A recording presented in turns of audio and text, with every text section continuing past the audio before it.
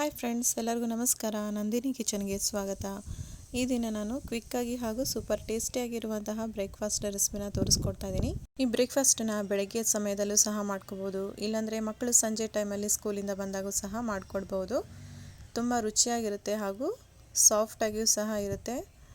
ಇದರಲ್ಲಿ ವೆಜಿಟೇಬಲ್ಸ್ ಎಲ್ಲ ಹಾಕಿ ಮಾಡಿಕೊಡೋದ್ರಿಂದ ಮಕ್ಕಳಿಗೆ ತುಂಬ ಹೆಲ್ತಿಯಾಗಿರುವಂತಹ ಒಂದು ರೆಸಿಪಿ ಇದು. ಹಾಗಾದರೆ ಲೇಟ್ ಮಾಡದೆ ಇದನ್ನು ಹೇಗೆ ಮಾಡ್ಕೋಬೋದು, ಏನೇನು ಪದಾರ್ಥಗಳನ್ನು ಹಾಕಿ ಮಾಡಬೇಕು ಅಂತ ತೋರಿಸ್ಕೊಡ್ತೀನಿ ನೋಡಿ. ಮೊದಲಿಗೆ ನಾನೊಂದು ಮಿಕ್ಸಿ ಜಾರ್ ತೊಗೊಂಡಿದ್ದೀನಿ. ಅದಕ್ಕೆ 1 ಕಪ್ ಆಗುವಷ್ಟು ಬಾಂಬೆ ರವೆ ಅಥವಾ ಮೀಡಿಯಮ್ ರವೆ ಅಂತಲೂ ಹೇಳ್ತಾರೆ. ಅದನ್ನು 1 ಕಪ್ ಆಗುವಷ್ಟು ನಾನು ಹಾಕ್ಕೊಳ್ತಾ ಇದ್ದೀನಿ ಮಿಕ್ಸಿ ಜಾರಿಗೆ. ನೋಡಿ, ನಾನು ಇಲ್ಲಿ ತೋರಿಸ್ತಿರೋ ಕ್ವಾಂಟಿಟಿ ಸುಮಾರು 3 ಜನಕ್ಕೆ ಆಗುವಷ್ಟು ನಾನು ತೋರಿಸ್ಕೊಡ್ತಾ ಇದ್ದೀನಿ. ಹಾಗೆ ಇದಕ್ಕೆ 3 ಟೇಬಲ್ ಸ್ಪೂನ್ ಅಕ್ಕಿ ಹಿಟ್ಟನ್ನು ಹಾಕ್ಕೋಬೇಕು. ಅಕ್ಕಿ ಹಿಟ್ಟು ಹಾಕೊಳ್ಳೋದ್ರಿಂದ ಬೈಂಡಿಂಗ್ ಚೆನ್ನಾಗಿರುತ್ತೆ ಹಾಗೂ ಕ್ರಿಸ್ಪಿಯಾಗೂ ಸಹ ಬರುತ್ತೆ.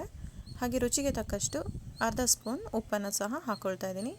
ಹಾಗೆ ನಾವು ಯಾವ ಕಪ್ಪಲ್ಲಿ ನಾವು ರವೆ ತೊಗೊಂಡಿರ್ತೀವಲ್ಲ ಅದೇ ಕಪ್ಪಿಂದ ಅರ್ಧ ಕಪ್ ನಾವು ಮೊಸರು ಅಥವಾ ಮಜ್ಜಿಗೆ ಎರಡರಲ್ಲಿ ಯಾವುದಾದ್ರೂ ಒಂದನ್ನು ಹಾಕೋಬಹುದು. ಹಾಗೆ ನೋಡಿ, ಇಲ್ಲಿ ನಾನು 1.5 ಕಪ್ ಆಗುವಷ್ಟು ನೀರನ್ನು ಸಹ ಹಾಕ್ಕೊಂಡು ಚೆನ್ನಾಗಿ ಮಿಕ್ಸ್ ಮಾಡ್ಕೋಬೇಕು. ಮೊದಲಿಗೆ ಮಿಕ್ಸ್ ಮಾಡ್ಕೊಂಡಾದಮೇಲೆ ಇದನ್ನು ನೈಸಾಗಿ ರುಬ್ಕೊಂಡು ತೊಗೋಬೇಕಾಗುತ್ತೆ. ನೋಡಿ, ಈ ಥರ ನಾನು ರುಬ್ಕೊಂಡು ತೊಗೊಂಡಿದ್ದೀನಿ. ಇವಾಗ ರುಬ್ಕೊಂಡಿರುವಂಥ ಹಿಟ್ಟನ್ನು ಒಂದು ಮಿಕ್ಸಿಂಗ್ ಬೌಲ್ಗೆ ಹಾಕ್ಕೊಳ್ಳೋಣ. ಇದಕ್ಕೆ ಒಂದು ಒಗ್ಗರಣೆಯನ್ನು ಮಾಡ್ಕೊಳ್ಳೋಣ.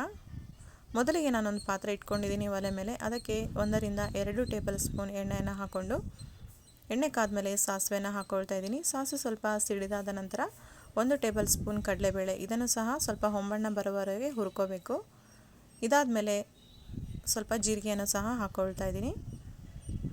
ನೋಡಿ, ಜೀರಿಗೆ ಸ್ವಲ್ಪ ಎಲ್ಲ ಸಿಡಿದಾದ ನಂತರ ಇದಕ್ಕೆ ಖಾರಕ್ಕೆ ನಾನು 2 ಹಸಿಮೆಣಸಿನ್ಕಾಯಿ ತುಂಡು ಹಾಗೂ 1 ಈರುಳ್ಳಿಯನ್ನು ಸಣ್ಣದಾಗಿ ಕಟ್ ಮಾಡಿಕೊಂಡು ಹಾಕ್ಕೊಳ್ತಾ ಇದ್ದೀನಿ. ನೀವು ಮಕ್ಕಳು ತಿನ್ನೋ ಖಾರವನ್ನು ನೋಡಿಕೊಂಡು ಹೆಚ್ಚು ಕಡಿಮೆ ಮಾಡ್ಕೋಬಹುದು. ತುಂಬಾ ಸಪ್ಪೆ ಇದ್ದರೆ ಅಷ್ಟು ರುಚಿ ಇರೋದಿಲ್ಲ, ಹಾಗಾಗಿ ಸ್ವಲ್ಪ ಸ್ಪೈಸಿಯಾಗಿದ್ದರೂ ಸಹ ತುಂಬ ಟೇಸ್ಟಿಯಾಗಿರುತ್ತೆ.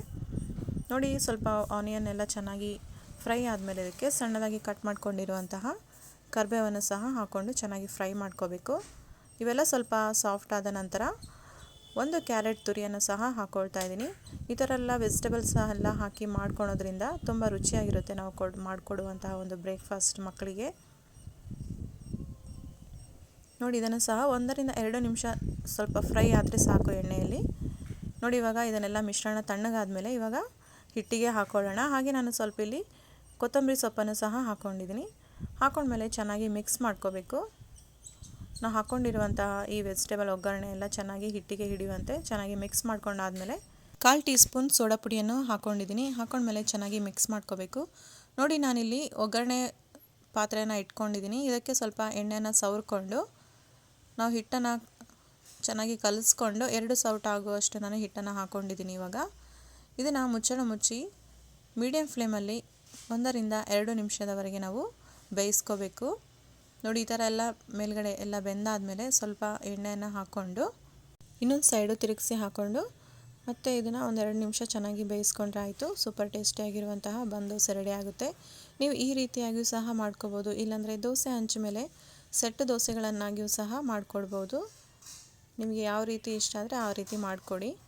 ನೋಡಿದ್ರಲ್ಲ, ಇಷ್ಟೇ ಫ್ರೆಂಡ್ಸ್, ತುಂಬ ರುಚಿಯಾಗಿರುವಂತಹ ಹಾಗೂ ಕ್ವಿಕ್ಕಾಗಿ ಆಗುವಂತಹ ಒಂದು ಬ್ರೇಕ್ಫಾಸ್ಟ್ ರೆಸಿಪಿ ನಿಮಗೆಲ್ಲ ತೋರಿಸ್ಕೊಟ್ಟಿದ್ದೀನಿ.